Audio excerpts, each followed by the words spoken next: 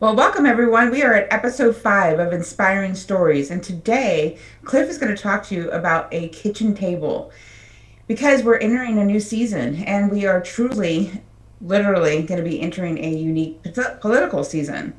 And I want you, as you're hearing his story, to contemplate two people looking at a 6 and a 9, and both of them believe they're accurate. Go ahead, Cliff.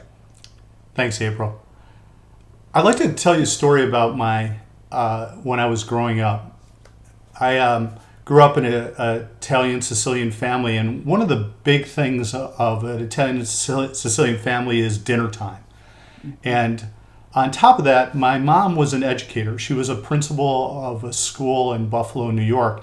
So my mom would get home around 4 o'clock in the afternoon, and she would, take a little break, and then she would typically go into the kitchen and prepare supper. My dad came in much later, usually around 5:36, and he would have a cocktail and sit down and relax. It was that 50s mentality, 60s mentality, and then we all would gather for dinner. And I had two older brothers, and we would sit around that kitchen table and have a great meal.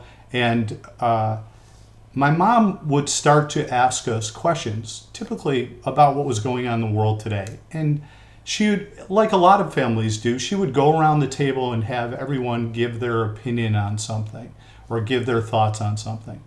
And some of those discussions were really fantastic. I mean, just incredibly good and much of a great learning experience for us. But she took it a step further. She went one other step with it that I think is really critical here and has really impacted my life in a big way. And that is, after she asked everyone to give their opinion on a particular subject, she would then go back around and ask us to take the other side of the issue. In other words, to see what it would be like if you didn't believe what you said you were believing in. And it was really fascinating. I mean, it was an incredible opportunity for us to practice what we call empathy, right? The ability to stand in someone else's shoes, see through their eyes and accurately assess where they're at. And today it's been such a valuable lesson in today's world as we enter into the political season.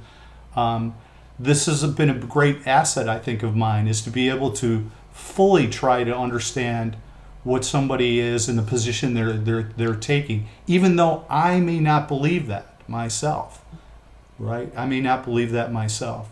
So I hope that helps you in this political time that we're in the season that we're going in, that you can practice what my mom gave me, the gift of empathy. And as we wrap up that and prepare each other, we love hearing stories.